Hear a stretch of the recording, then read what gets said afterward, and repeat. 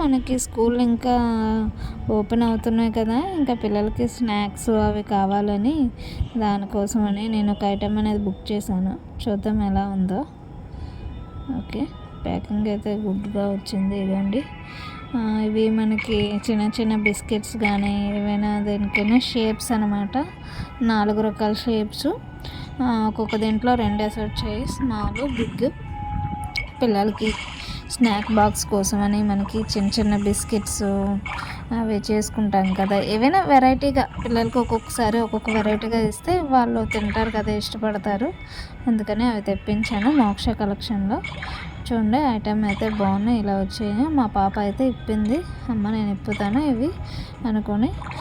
Like చేయండి, share చేయండి, subscribe చేయండి. బాయ్ ఫ్రెండ్స్, బాగున్నాయి.